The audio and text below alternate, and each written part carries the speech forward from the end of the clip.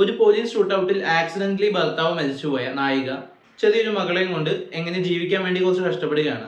അങ്ങനെയുള്ള ഒരു കണ്ടീഷനിൽ ഇവരെ കുറച്ച് കടം കൊടുക്കാനുള്ള ഒരാൾ ഈ കുട്ടിയെ തട്ടിക്കൊണ്ടുപോയി പിടിച്ചു വെച്ച് പണം ആവശ്യപ്പെടുകയാണ്.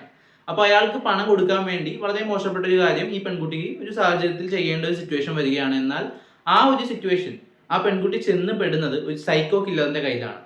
ഈ സൈക്കോ കില്ലറിൽ നിന്നും രക്ഷപ്പെടാൻ ഇവർ എന്തൊക്കെ ചെയ്യുന്നു, ഇതിൽ എന്തൊക്കെ ഒരു സൈഡിൽ കൂടെ ഇൻവെസ്റ്റിഗേഷൻ നടക്കുന്നുണ്ട്, ഈ കുട്ടിയെ രക്ഷിക്കാനുള്ള കാര്യങ്ങൾ, ഇങ്ങനെയുള്ള സംഭവങ്ങളൊക്കെ പറഞ്ഞു പോകുന്ന ഒരു എലാസ്റ്റിക്കൽ ത്രില്ലർ സിനിമയാണ് വൈറ്റ് റോസ്. കയൽ ആനന്ദിയാണ് പ്രധാന വേഷം കൈകാര്യം ചെയ്തിട്ടുള്ളത്. RK ശിവറാം മറ്റൊരു പ്രധാന വേഷത്തിൽ എത്തുന്നുണ്ട്.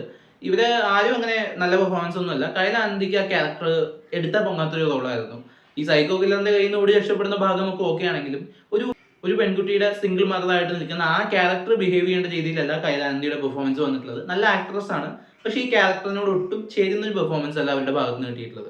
സൈക്കോ കില്ലറായിട്ട് വന്നിട്ടുള്ള ആ ആക്ടറും പോലീസുകാരായിട്ട് വന്നിട്ടുള്ള ആളുകളും ഒക്കെ എന്തൊക്കെയോ കാണിക്കുന്നുണ്ട്.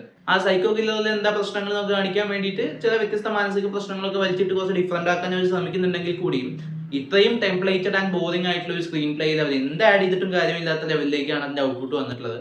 അതുകൊണ്ട് തന്നെയാണ് ഒബ്വിയസ്ലി ഇത്രയും ലാഗിങ് ആൻഡ് ബോറിംഗ് ആയിട്ടുള്ള ഒരു ഐറ്റം ആയതുകൊണ്ടാണ് ഞാൻ എലാസ്റ്റിക് ത്രില്ലർ എന്ന് പറയുന്നത്. കാരണം വലിച്ചിലാണ് ആദ്യം തൊട്ട്. അടുത്ത സീൻ എന്താ ഉണ്ടാവുക 101% നമുക്ക് ഗസ് ചെയ്യാൻ പറ്റുമ്പോൾ പിന്നെയും ഇവര് സ്ലോ അടിച്ച് നമ്മൾ പേടിപ്പിക്കാൻ ശ്രമിക്കുമ്പോൾ ചിരിയാണ് ബാക്കിയാവുന്നത്. ഈ വൈറ്റ് റോസ് എന്നൊക്കെ പറഞ്ഞിട്ടുള്ള പേരും ആ പോസ്റ്ററും ഒക്കെ കാണുമ്പോൾ ഒബ്വിയസ്ലി ത്രില്ലർ സിനിമകൾ കാണാൻ ഇഷ്ടപ്പെടുന്നവരൊന്ന് കണ്ടു നോക്കാന്ന് വിചാരിക്കും.